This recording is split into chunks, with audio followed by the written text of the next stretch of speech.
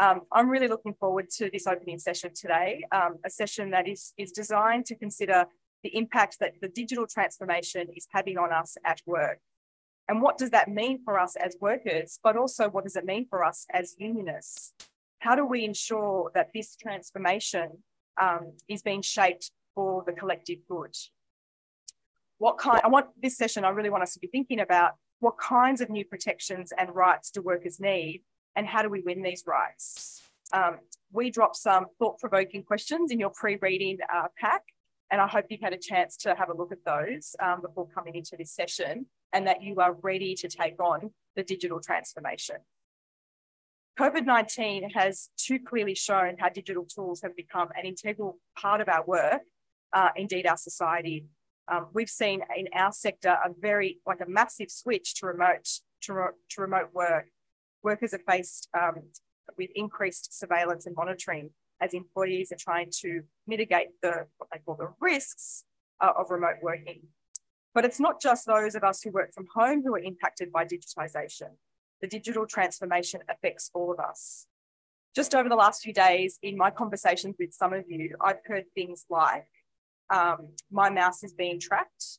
They're using the turnstile data to see where we are. And I've even heard a delegate say to me, my driving is being monitored. And not because they want to track my GPS location, but they're tracking the safety, the quality of my driving. And that all sounds kind of okay, right, from a safety perspective. But when the data isn't accurate and when the data is shared and made publicly available to others, I don't know that that's okay. So while none of this is really new, and certainly, we've all experienced the effects of technology, but it is accelerating like never before. And the risk for us is that our employers will continue to accelerate the use of technology in their pursuit of cost-cutting, restructuring, offshoring, and they'll do that through the rapid adoption of new technologies. And we know that that comes at the expense of users and workers. So what does all of that mean for us, and how should we as finance workers respond? As I said, we're not new with technology. We've had to grapple with this rapid introduction of technology in our sector in the past. But I think what we know from the past is that an unfettered rapid digital transformation with no worker involvement is simply not acceptable. And so that's why we are going to be joined today by Dr. Christina Colclough, who is the director of the Why Not Lab. She is widely regarded as a thought leader on the futures of work and workers and the politics of digital technology. Dr. Colclough is an advocate for the workers' voice and for strong quality public services. She founded the Why Not Lab with the aim to reshape the current digitisation trajectory so that human rights, freedoms and autonomy are respected and protected. Christina holds a number of trusted positions. She's the fellow at the Royal Society of Arts in the UK and an advisory board member to Carnegie Council's new program, AI and Equality Initiative. She's also a member of the UNESCO Women for Ethical AI platform. Delegates, she's way more than all of this. And if you go to the pre-reading, you can read her full bio. But what I just love about Dr. Christina is that she is a trade unionist in her bones, in her soul. She's a committed champion to social justice in the workplace and a great friend and ally of the trade union movement. And I think Christina has dedicated essentially her working life in improving workers' digital rights. So we are so lucky to have her join us today. On the other side of the world in Canada, her time this evening for us this morning. I can't wait to hear from her, but before we do, I want to get this session going with some quick questions that we're going to throw to you, because in this session, and before we get to those questions, I should also say, if all the technology works, we're also going to play a clip from our good comrade over in Ireland, Gareth Murphy, who's a campaign manager for the FSU in Ireland. They're going to talk to us a little bit about some of their thinking in this space and some of the steps that they've already taken. And we're going to hear about some of the outcomes that they've already secured. Okay, well, I could hear that part. Well, good morning, Australia. It is evening in Ottawa, but my body clock is in the middle of the night because I got to Canada yesterday. But let me quickly share my screen because I have a little QR code, no tracking there, don't worry. But if you want to grab this presentation, you can do so by just taking a quick camera shot at that QR code so that you have it. Otherwise, I'm sure that Julia and her amazing team will share it afterwards. So it was really interesting to hear how much you are actually already surveyed at work. Cameras across the workplace, your driving is monitored, your mouse click is monitored. And I could almost gather from the last delegate who spoke that you're also required to have your live feed at home when you're working from home, I gather. And if I misunderstood that, then apologies. But there are workers around the world who have to do that. This is a total infringement on your privacy. What if you have your children with you? If there's lockdown again, Lord forbid. But of course, you know, we should never be required to be 24/7 or during working hours, even under super surveillance like this. But I'll get back to all of that and why in this little first part of our session. I'm going to be moving on now. So if you haven't grabbed that QR code, get the presentation from Julia. Anyway, one thing I need to make really, really clear is that digital technologies could, in italics, benefit workers. But many right now don't. And the key message of everything I'm going to say here is we therefore need to reshape this current digital paradigm. Let's not be fooled.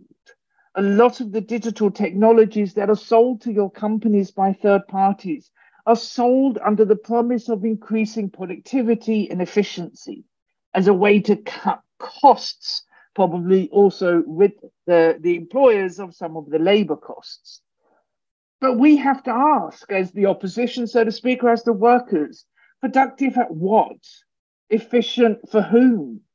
At what cost on the long term is this digital disruption? And right now, the consideration towards work and workers weighs far less than the enormous power, the concentration of power that is taking place through the acquisition and use of these digital technologies. Now, of course, I don't know for sure whether this is the case in your banks, but the majority of banks are deploying third-party software. It's not software that they have developed themselves. This then also means that the management-labor relationship is suddenly becoming a bit of a threesome. It's not just between you and your managers. It's also now the logic, the norms, the values, the power of these third-party systems, which we have to take into account when we consider our rights as workers in relation to these technologies. So buckle up. We have a little short introduction here, and lots of information is going to be flying your way. I hope the sound is good. Now, I often get this question. What's wrong, Christina? You're saying all of this, but what's wrong with all of that? And my only response is a lot. And we're going to be spending a couple of minutes now looking at what is actually wrong. And some of you I could hear are already well on top of that.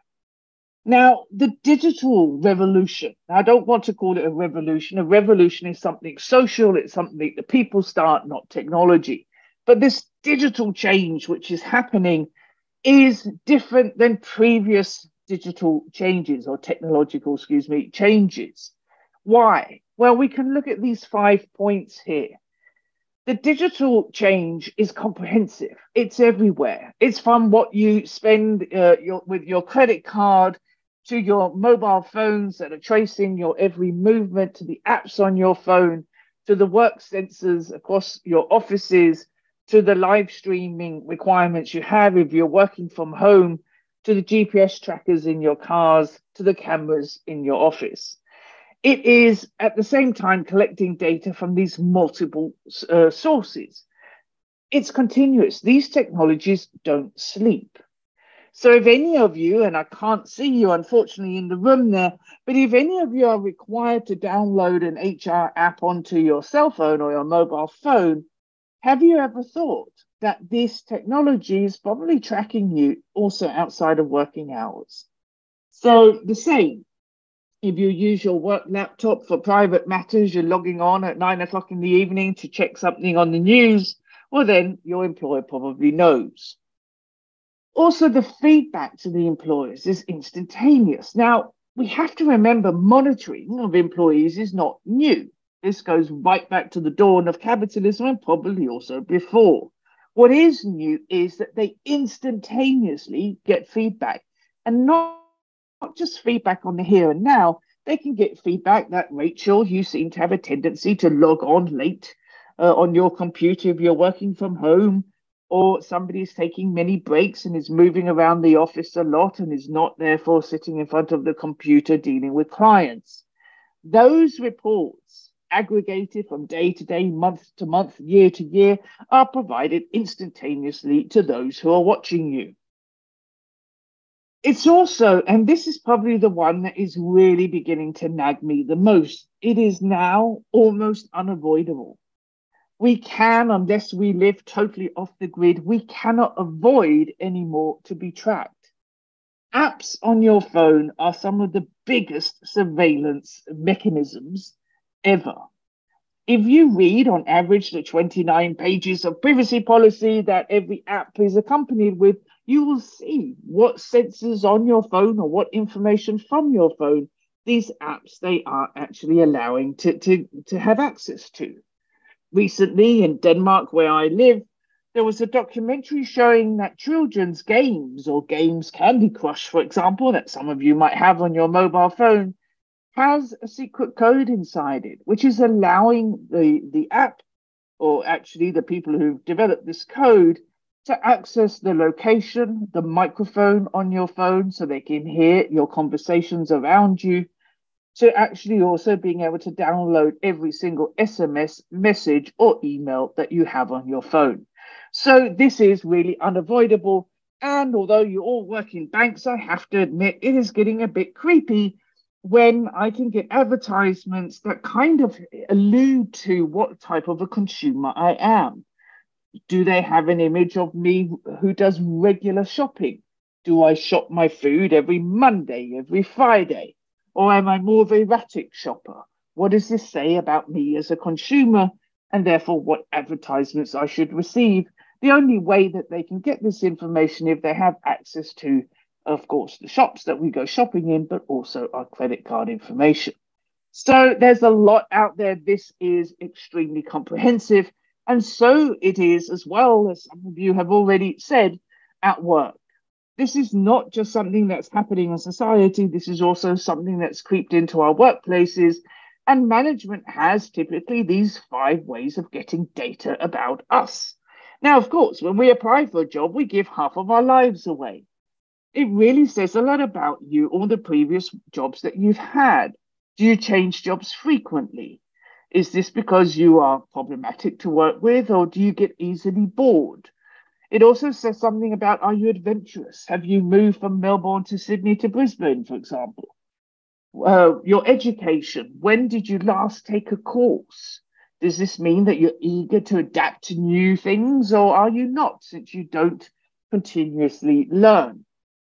There's a hell of a lot of information, excuse the expression here, hidden in our CVs, but that's not the only way that they get data.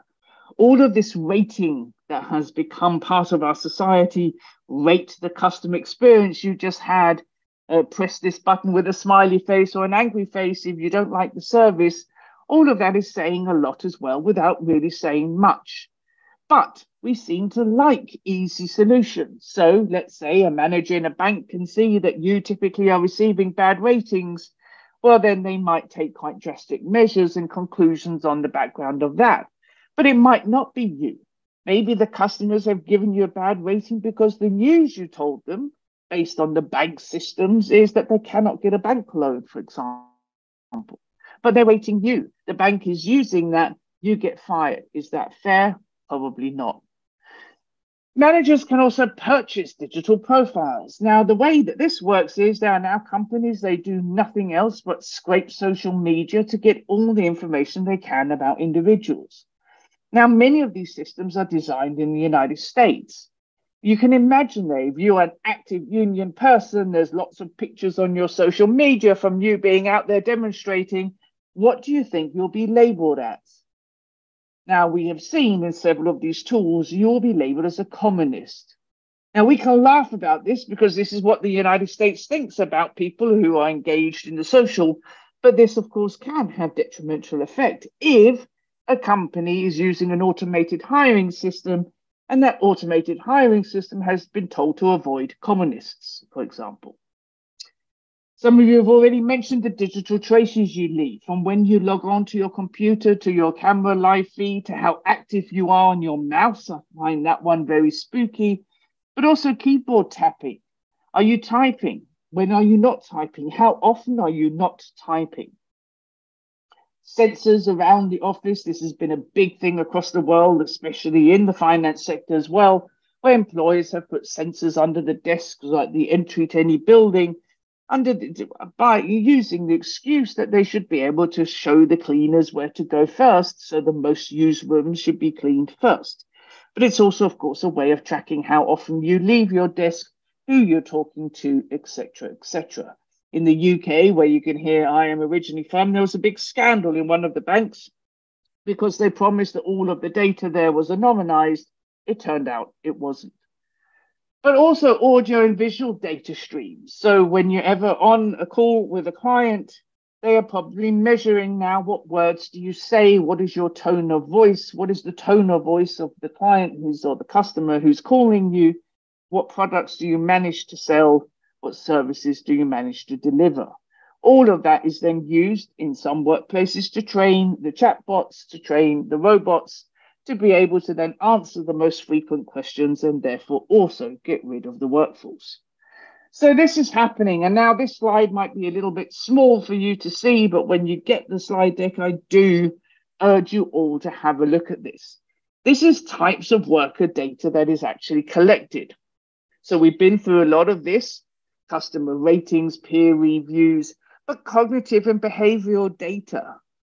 Now, I don't know if this is common in your workplaces to fill in now and again questionnaires and surveys about your worker well-being or about various other things. But of course, these survey results say a lot about your sentiment, for example. Sentiment analysis is becoming big. It should be one of the parts of this technical revolution that we should absolutely stop and prevent.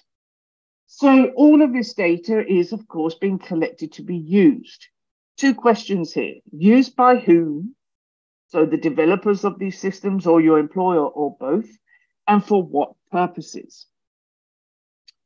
Now, these systems that are being used, the algorithmic AI machine learning systems can be grouped under these headings here. So the robotization one is very much sort of about the automation of work.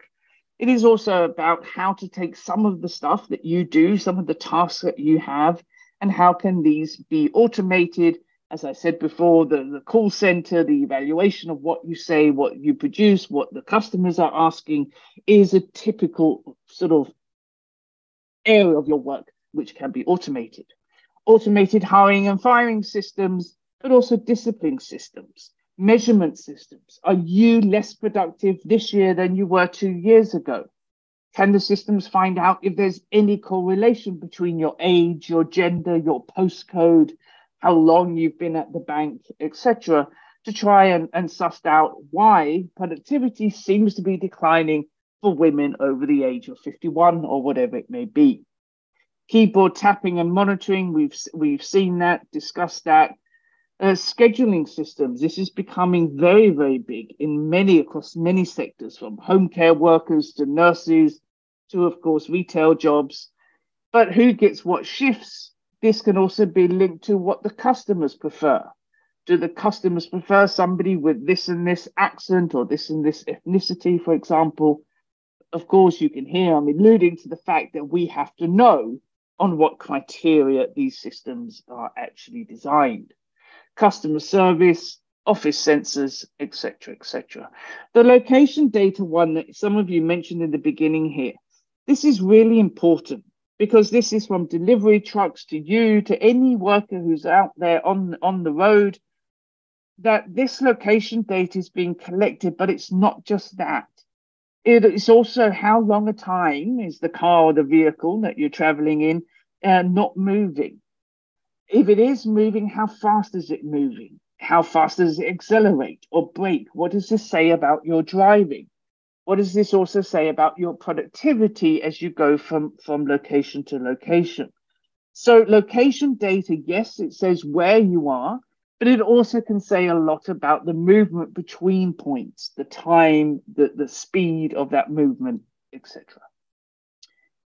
Now, I realize, dear brothers and sisters, that I'm running through this like mad, but we've got a lot to discuss. So please note down your questions, because we will, of course, answer as many of them as we can. Now, unfortunately, all of these systems being introduced are not happening really without any effect on the workers. Everything you see on this chart here are reported lived harms by workers from Australia, but also across the world. One of them, and I think we all recognize that, especially since COVID and the working from home, is this blurring of the work-life balance. How easy it is to receive an email, get a bling notification, and how it's probably nudging us really to respond. This always on culture that follows these digital technologies is really also upping the intensification of work, or at least the presence it has in our lives. We speak a lot about sustainable work. I wish we would speak more about sustainable lives. Now, it's too often that, myself included, that I'm too tired to actually live my life when I finish work, and it shouldn't be like that. How do we maintain, again, a sustainable life? The second bullet point here is pertinent. It is discrimination and bias. If the data that is used to train these systems, if that data is unrepresentative for your province or your area in Australia, well, then the garbage that goes into these systems will result in garbage that comes out of these systems. Garbage in the sense of it's not tailored to your culture, your traditions, to the setup of your community. And this means that these systems per default are marginalizing the already marginalized. That can be along gender lines, ethnicity, sexuality, whatever it may be. But it is certainly not, and we must never think that digital technologies are fair per definition, because they are not. Another thing we can see, and I'm sure some of you can nod to this, is sort of a de-skilling or a loss of autonomy. If we increasingly are told what to do by the system, customer says yes, then say this to them, customer seems agitated, crack a joke or whatever the system says, well, then we're losing our personality. We're losing our sense of judgment. We're losing our autonomy to do our jobs as we see fit. And now we're being measured against what the system tells us to. This is happening in your sector. It's happening in teaching, for example. It's happening in nursing. It's happening in many, many sectors. Is this de-skilling, the loss of autonomy? And then, of course, one of the most clear sort of faces to all of this is the rise in stress levels and burnouts, physical as well as mental. The optimization, the promise of that from these digital technologies is really pushing many of us to the limit. Even though we're not pushed to the limit in the sense that work harder, do more. The fact that we might be surveyed, the fact that the management might be checking how quick we are responding to customer inquiries or whatever it may be, this is leading work to be present in our minds at all times. This is not healthy. So, of course, we were speaking about data. All of this leads, of course, to a loss of privacy. It is an attack in many countries on union organizing. But ultimately, it is leading to a narrowing of our labor markets. As these digital truths, if you remember the example I gave before of a woman above 51, it turns out the system now has learned that when a woman turns 51, if she has this and this type of education, lives in this postcode, her productivity will begin to decline. That, if you can see me on the screen here, becomes a truth, an algorithmic profile that is fed into, for example, automated hiring systems, meaning in the future that women who have those characteristics or some that resemble them will most likely not even get considered for a job. We have to realize that what is happening here and now, the truths, the facts that these systems are producing will also have a long-term impact. So this leads me to the question of time. This is something very few people are actually really aware of. We know digital technologies have two faces. Automation, the automation of tasks, the displacement of work is one. The more hidden, subtle, but more dangerous is the quantification of us, how we are turned into data points. What you do, how quickly you do them, has nothing to do with who you are, your personality, your role in making your team or your department function. All of the softer attributes of us as humans, which are the least automatable, become insignificant in a world of zero and ones. They have, all of these systems, impacts on us today, this minute.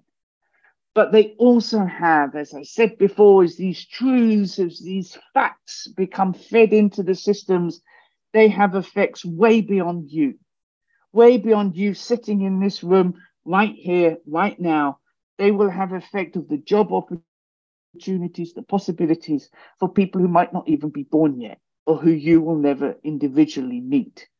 So we're moving from the individual to the collective here, from the here and now and to the future. And this is one of the most mind-boggling aspects of digitalization, because it really demands of us to be able to think of all of these aspects. So to protect workers' rights, and Julia, let me know if I'm okay for time here, to protect workers' rights and to really protect diverse and inclusive labour markets, we have to understand the means through which these harms are being created. We cannot, as one union leader said to me, well, we know discrimination, working time pressures, these are all traditional union concerns. We're used to that, we're fine. If that's how we think, we will always be one step behind. We will always be tidying up the damage already made. How can we become more proactive and actually deal with the means to these harms and do ours through collective bargaining and legal changes to actually put some guardrails in place? So to do this, and I'm wrapping up soon, just so you know, to do this, we need, of course, to know what we need to know. I love that you use that expression. It is a favorite of mine because it speaks a lot about why this balance of power is tipping into the hands of tech companies and away from us as workers, because we don't know what we don't know. We don't know we should be concerned about the instructions to the algorithm or to machine learning sort of black box systems, or we should inquire about data representativity if we've never been told that that's important. So the first thing we need is to up the ante on our digital competencies and really relate those to us as working people. How are these affecting workers' rights? And again, this inclusive and diverse labour market. We must also, and this is shameful for most of the governments across the world, how they have left workers' data rights more or less unattended to.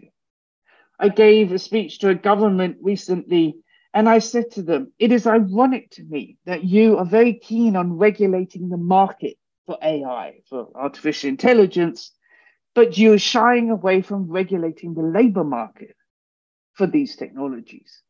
There can be no economy, I said, without the labour market. So it is ironic, to say the least, that our governments are so focused on risk-based analysis and regulating the market access to these technologies, but they are shying away from providing workers and the labour market with strong rights. So you have to bridge that gap through collective bargaining. The third point, which again, and I'm sad to say this, our governments are across the world converging around this market-based approach for regulating AI, And in most of those discussions, and I'm saying this as somebody who sat on the board of something called GPI, the Global Partnership on AI, which consists of 25, 28 governments across the world. I sat on the board there, and all of these governments agree that AI technologies should be somehow regulated, that should happen through an ex ante, i.e. before the systems are used, an impact assessment.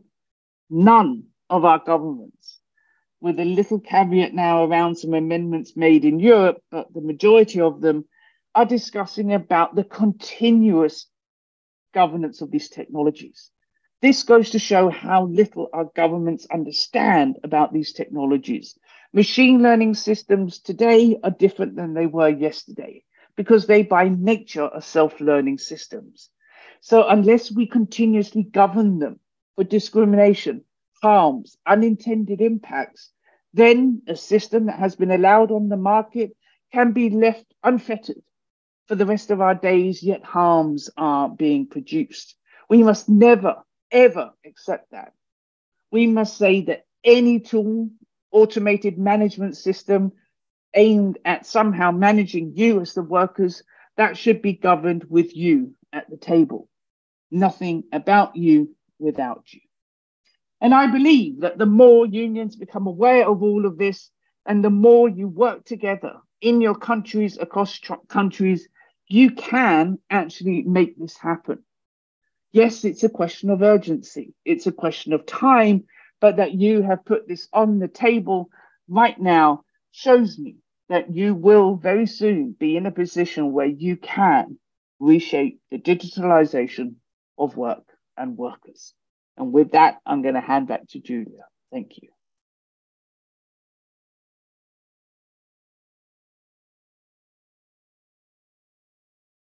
Excellent. Christina, I'm just going to check that you can hear this mic. Excellent. Okay. Yeah. Wonderful. We're just going to spend a few minutes just taking some questions, reactions from the floor, and then we're going to flip over and hear a clip from Gareth. I want to try and get as many of your questions because I know that there's already quite a lot coming through on the chat as well. But first to Gabby. Hi there. I just wanted to ask, given that we're hearing a lot about productivity slumps, particularly by the RBA, tech companies and the government may use the argument that we need this technology to help us to make up lost ground in productivity gains. How would you respond to that, and how do you think we can strike a balance there? Would you like me, Julia, to answer everyone individually? I'd like to grab that one. Yeah, okay. This is a great question. This is a very good question. Now, I would respond by asking them a question. And that would be the chicken and the egg thing. Has productivity declined at the same time as technology has been introduced into the workplace? I think what you will find is that there's a slight delay in that. But what we can see, and the OECD has a graph on that, the labor productivity has declined in all OECD countries but two over the last 20 years. But that's happening at the same time as there's been a sharp increase in the introduction of digital technologies. So is it digital technologies which are not doing as they promise on the tin, increasing productivity, or what is it? What is the correlation there? I don't think that you can say digital technologies per se will increase labor productivity. They might on the short run. You know, we can be all pushed to do more and more and more, and then we burn out. This is Amazon's model. But you see, that's not a long-term productivity gain. So I would ask them back, what is the correlation between digital technologies and labor productivity? What's the chicken? What's the egg here? And is there, do digital technologies actually do what they say on the tin? I bet you they don't. I hope that was helpful. Christina, my name is Adam Fletcher. I loved your presentation and it brought forward ideas of a digital panopticon, like the kind of concept of having central all-seeing observance and having people moderate their behavior based on that kind of fear of being looked at and watched. But the question I have is there an example of a precedent of workers requesting access to their profile data? So we've got all these data profiles being created. I know GDPR in Europe has a right to an explanation, which kind of explains how machine learning, or not machine learning, but how algorithms make decisions based on inputs. So you can kind of get to how they decide a particular course of action. But around the world, is there anyone that's started facing into this, even in the workplace, saying, well, we kind of have a right to request our employee records, but are they asking, how are you making decisions about who I am and what I can do? This is an excellent question. And yes, the answer to that is yes. Even the global union that you're a member of, Uni Global Union, I think is running right now an attempt at data subject access requests, it's called, under the GDPR, of getting a copy of all of the data, all of the personal data that an employer holds on you. Now, this includes in the GDPR every single email in which your name is mentioned, but also, as you were talking about, Adam, the more sort of technical, the profiles. Now, this is also right in the California data protection law and in other places. Yes, unions are beginning to use this. What is, I would say, a little bit of a hurdle, so to speak, still, is do unions have enough knowledge to actually analyze that data that they're getting back from the employers? Now, not all countries can a union submit a collective data subject access request. In Europe, some debate about that. So you're getting data in from the individuals. We then need access to experts who can help us analyze this. That is a good move. It is a first step in understanding what is the company actually doing with our data, and especially what profiles are they making. But it's only half of the picture. Experts in Europe, and I have to say I'm in one camp of those, says the GDPR, the data protection regulation in Europe, does not give us access to which profiles that we have been measured up against, i.e. third-party profiles. Taking my example before, the 51-year-old woman, now the system think that's a fact, women over 51 with these and these characteristics are less productive. I don't have a right to access that profile, to know that I'm being subject, that my life's opportunities are being limited, so to speak, by that influence. And that's, of course, a huge weakness and shows, again, this time aspect between the here and now effects and the long-term effects, which data protection law across the world doesn't really cater for. So short answer, yes, unions are at it. Will we see more of that in the future? Absolutely. And I really, really hope that the data protection regulation in Australia will improve so that you also have that right as workers. Christina, one of our members here, Bill, has just pulled up the IP address of every person that's in the room right now. And so I thought, as a technologist who is thinking and working in this space and has access to data that we didn't even know that he had, I might bring him into the conversation. Thanks, Christina. I work in cybersecurity, so some of the tools that I've got access to are a little bit more intrusive than others, and that was just one. So, but I use that as an example, but I am interested because I do see security being used as a tip of the spear. So we need to have these tools in place because I spend quite a lot of time thinking on the other side of the fence. If I was a criminal, how do I approach an organisation? I've worked with a lot of the organisations in the room in different lives. Where I am at the moment is just one piece of it. So to answer a couple of the questions, if you are unsure, the technology is available. If you log on to your work systems from home, yes, they can see what you're doing. Yes, they can see all the other devices on your network. They can see what you're doing and where you're going. If you're using a work device, it's even more so. So there's a number of different pieces that they can pull through as part of that. Obviously, every organisation is different, so the tools that they use and how they use them is going to be slightly different. But I do see that being used as, I don't want to say it's an excuse, but it's very real in terms of providing that. But how are organisations dealing with that, because they have to track a lot of information. So, for example, every email into and outside of an organisation, and for some organisations, every email inside an organisation gets scanned and read. And that's either because of the volume of it, it might be using machine learning, but some of that machine learning is black box. So how do we know it's making the right decisions? And I'm interested to see that dynamic between, okay, we're trying to do something good, but then we've got others in the organisation taking advantage of that to do something probably a little bit more nefarious. Wonderful.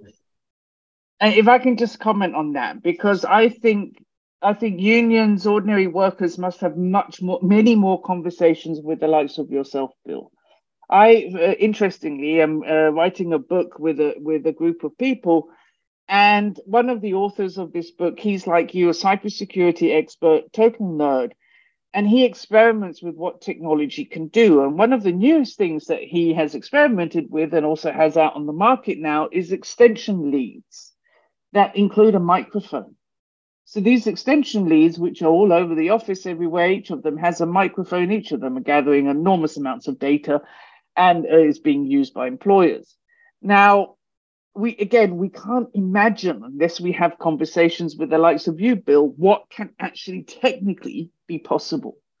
This is for ordinary people. I remember when I first entered into this world and I sat in rooms full of developers and security experts, it was like new areas of my brain were opened. It's like, is this really possible?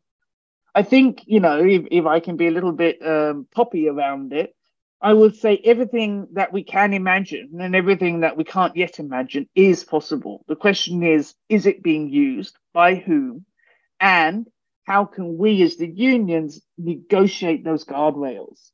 Now, this is also happening in lots of places in the world. Unions are now really starting to put down some great guardrails. And I think Gareth, in the clip in a minute, he will mention a couple of the ones that they've been doing. But I also want to flag that the Global Union for Public Services employees, called PSI, they have actually just published now a collective bargaining database that is organized by a taxonomy of, from everything from data rights to the use of AI systems to equity and so forth, right to information and consultation on all things digital. And this repository is a really good place for you to go and have a look at what have other unions negotiated in forms of permissions, prohibitions, guardrails, and so forth. But Bill, speak up. The likes of you need to really sort of open those areas in our brain that we can't imagine the technicality is possible. Christina, so just another question from yourself. So my name's Damien Egan. I just wanted to approach it more from a unionist point of view. So are there ways that we can cause disruption to this data collection? So I know that there's some tools out there, like you can obviously keep an alternative phone. There's things, as much as I question the ethics of it, like a mouse jiggler. Are there tools out there that we can use to disrupt some of this collection, or as they say, is resistance futile? I know resistance is never futile. I think we just have to be sensible at what form this resistance takes. I think to answer your question, yes, we have all sorts of now devices that, make sure the mouse shakes or the camera does or the camera is on, but it's a loop feed from something or other. I don't think we should play that game. I think we need to sit at the table and negotiate with the employers around what will we accept and allow and under which conditions, in relation to, of course, respecting management's right to lead, but also in respect of our workers' rights. On the private or on the cell phone or mobile phone thing, and also on the domain. Now, I can't see your hands. If I could, I would love to be, so maybe one of you can tell me. But a question to you all. Are you running your union work using your company email address and storing union matters on the cloud of your employer? Julia, can you tell me if anybody has their hands up? Got a bunch of well-educated union reps in the room, lots of heads shaking no. They know the dangers of it. Okay, you're very atypical then. The majority of unions still use their company domain email, but also SharePoint or whatever it may be to conduct union matters. That is something we all should stop immediately. So I'm glad you're sort of saying you're not doing that. On the mobile phone thing, now to give a little scary example, we've just had a case in Holland where a young worker, she found out she was pregnant, so she downloaded onto her employer-provided phone a pregnancy app. She hadn't told the employer. They fired her the day after because they knew she had downloaded this app. And this is the convenience of it all, if you've been given an employer-provided phone, remember every picture, every social media post, everything you essentially use that phone for, in the end of the day, is their property. So my advice, and here's a more low-key one to your question there, my advice is have 2 separate phones, 2 separate laptops. We have to break the convenience of using the same tool for everything and really turn off your work phone unless you by contract are obliged to have it on. Turn it off. When you leave work, leave your laptop at work unless you have to do something urgently, and really separate work and your private life in that way. So don't play the mouse trick, strapping it to your dog. Negotiate those guardrails and use separate tools. Christina, we've got one last comment back to Bill, and then we're going to play the Gareth video. Great. I just wanted to agree wholeheartedly, Christine. If you do try and download something or try and do the mass ticketing game, the tools themselves have got inbuilt mechanisms to realise that you are trying to game the system. So it can actually backfire on you. The other one as well, if you talk to a lot of cyber folk, you might notice I'm carrying 2 phones. I don't use the work one where possible, and I try and educate where you can. The other thing too is be aware of what you can use, whether it be password protecting files or how you actually do that, and do something better than password 123. Great tips. Okay, thanks, Amelia. Let's hear from Gareth from FSU Ireland. Okay, thank you very much to my brothers and sisters in FSU Australia, and in particularly to my good friend, your National Secretary, Julia, for the invite to attend your conference, even if it is digitally and remotely, to speak on the subject of surveillance, privacy, workers' privacy in their workplace, particularly in the context of new technological developments and in remote working. And thank you to my own General Secretary, John, for giving me the opportunity to be here and speak to you today. I hope you're all having a brilliant conference and everything is going well for you. I feel like I'm either about to read the news to you or about to give Australia 0 points in the Eurovision. But either way, I'm delighted to be here and to speak on this topic of workplace surveillance. I'm sure Carl is going to edit that section and joke out. If he doesn't, I hope you found it amusing. The first question, I suppose, to talk about is, how is FSU Ireland thinking about workplace surveillance, and how have we developed our agenda, workplace agenda and political agenda on the topic of surveillance and remote working? And I suppose this all started at our conference back in 2018, where we had Dr. Christina Colclough, who's with you, I think, on Zoom now as part of this panel. She also addressed our conference back in 2018, highlighting some of the issues that workers face in terms of increased surveillance, monitoring, new software, in some cases new pernicious forms of software like spyware that are very intrusive on people's homes in the context of home working. And out of that conference, we identified 6 things that were really, really important in terms of developing any new approach or new policies on workplace worker surveillance. The first one was to prevent and protect against the commodification of employee data. So we all hear things like, data is the new gold or data is the new currency.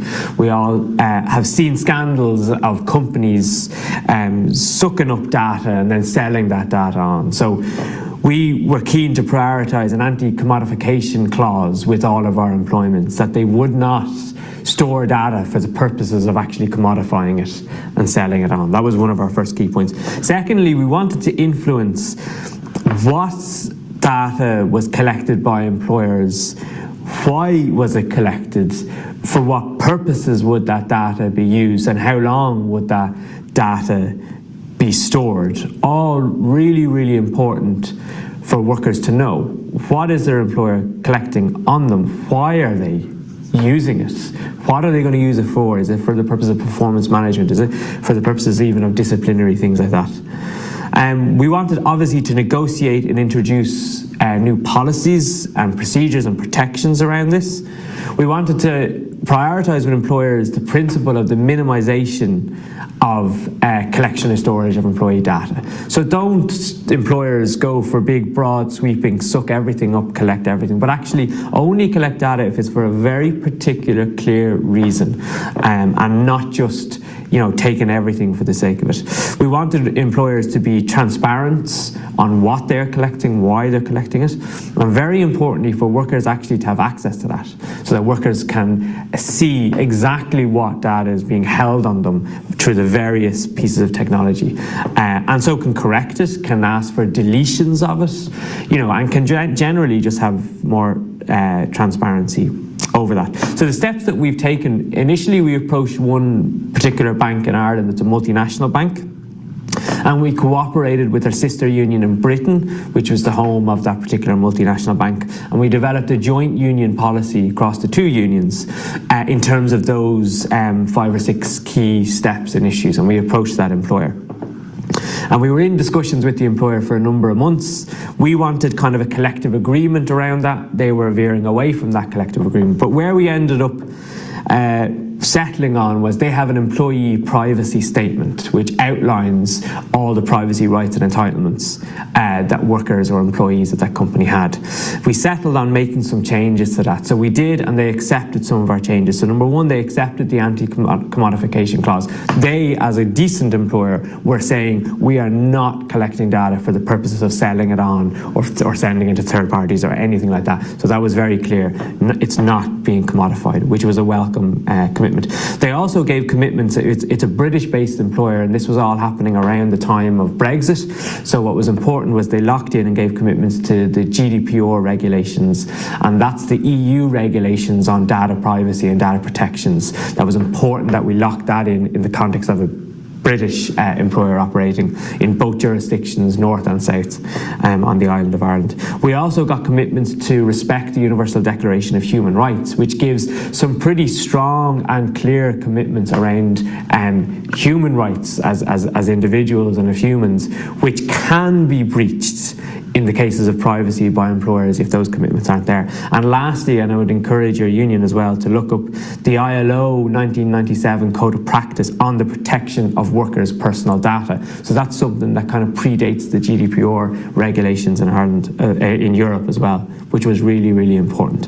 So that particular employer did give us commitments around human rights, data rights, GDPR, anti-commodification and transparency, and importantly gave us a commitment, although they wouldn't include it in the privacy statement because it was seen as an industrial relations issue, but they gave a commitment to the unions that they would engage with us on the introductions of any new technologies or softwares which would have these implications.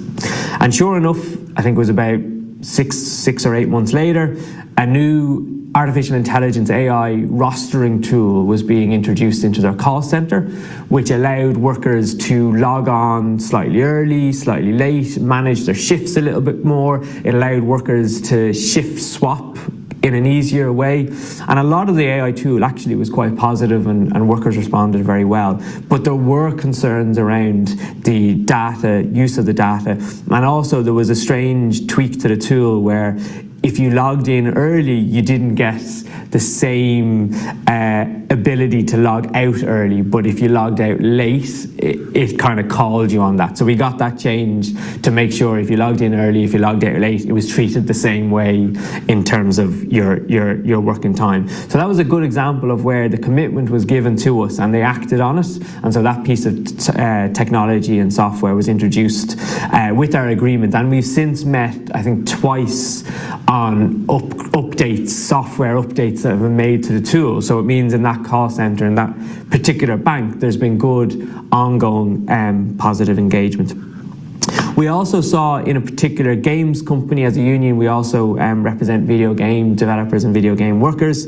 And during the lockdown, they introduced one of the more intrusive forms of spyware onto the hardware of our game developers. And in particular, it gave the ability to employers to turn on and off cameras and microphones on their workers' laptops. Now, it would have been technically the laptops of the employer. It was the employer's kit, so to speak. So they were legally allowed to upload this software. But there was quite a negative reaction, understandably, from our members and the staff. And what we were able to do, this is a company that didn't recognise the union, didn't collectively engage with the union, but we were able to arm our members with arguments, and they then actually encourage a number of different people from across the games company to speak up in a town hall about this particular issue. And through back and forth directly with our members, the employer did concede the control basically of turning on and off to the worker as opposed to the employer. So they were able to change, I suppose, some of the settings on the software that actually meant the worker could turn it on and off. So again, that was a small element of change that we were able to bring about, but clearly in a context where this issue of surveillance and monitoring, it's not in the future, it's happening over the last 3-4 years. It's right now. It's not an issue that's going to hit us in 5-6 years' time. It's happening right now. We did also partner up then with the University of Limerick, which was one of our best universities in Ireland, and they undertook research and surveyed our members and interviewed our members around technology and surveillance. And they found a number of things. Number one, surveillance is on the increase. No surprise. Surveillance is on the increase in workplaces. And workers know it's on the increase. But what they don't always know is what is being monitored, what is being surveilled, what software is being used. So they feel like they're under increasing scrutiny. They know they're being monitored more, but they're actually concerned their employer isn't transparent on what's being collected and what and why. And I think that's really, really important. Workers also felt that increasing surveillance does two things. Number one, it indicates a lack of trust from the employer. So employers talk more and more about trust, culture, respect. They talk a good game, but actually workers are saying not only does the increasing surveillance demonstrate a lack of trust, it actually erodes existing trust. So you can talk all you want about ethics and trust and culture, but if you're increasing surveillance, workers are going to be saying, you don't trust us. In fact, you trust us less now than you did 3 or 4 years ago. I think that's a powerful argument to present employers who are trying to maybe rebuild the culture, something that's obviously very, very important to banking in Ireland, but I also know it's important to banking in Australia because you've had your own commissions of inquiry and investigation into the sector over the last 5 or 6 years.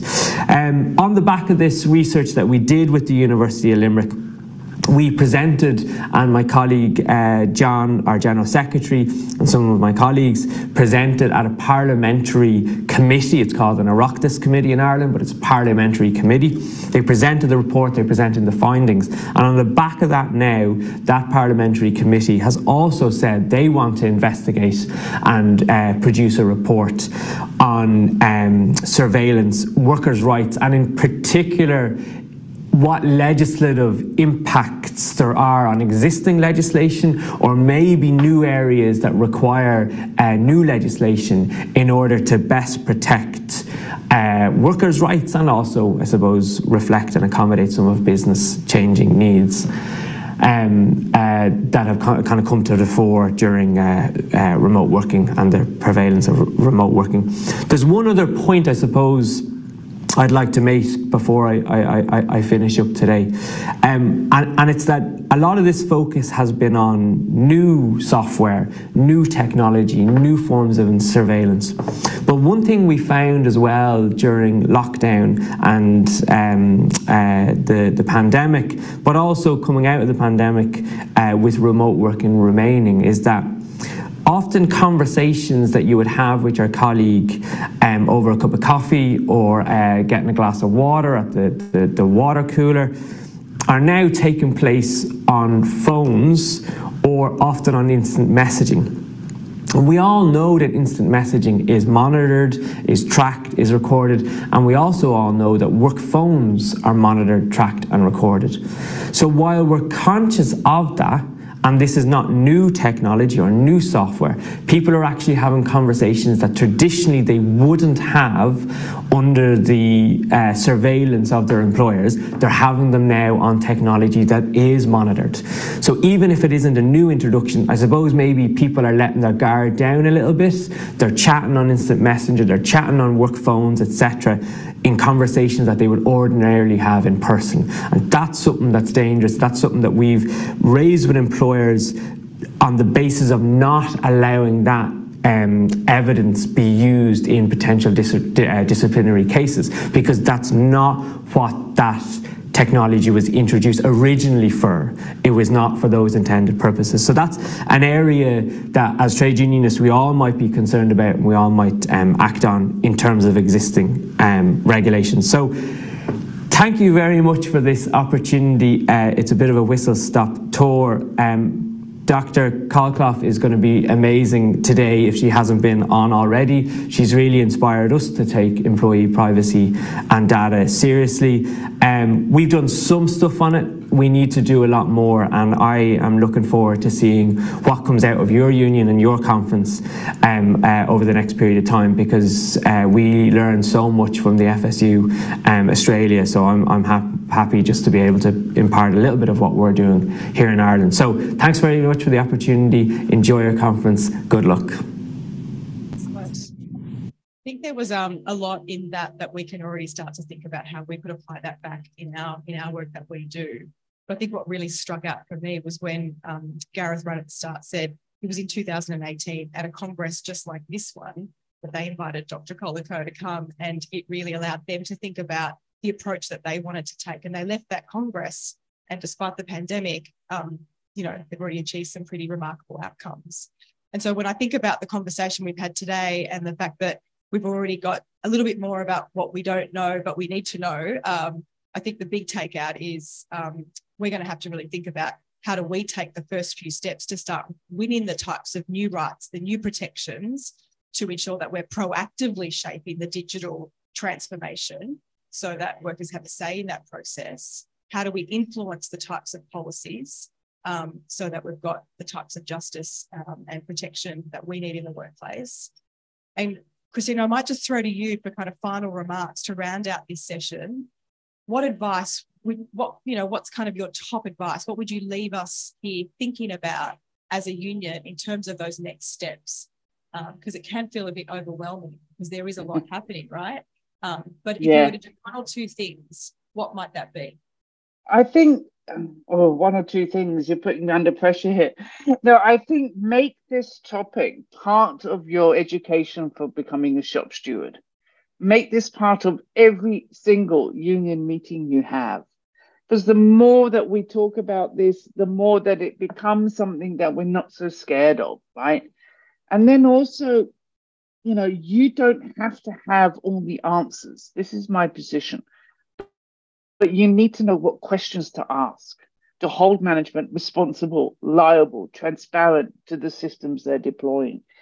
So we don't have to all sit there and think, oh my God, I've got to become sort of a digital expert, but we need to know what questions to ask. And then this probably boils down to one of the recommendations I had in the first section here is, that if I could urge you all to put this very, very high on your agenda. Digital technology is not going away.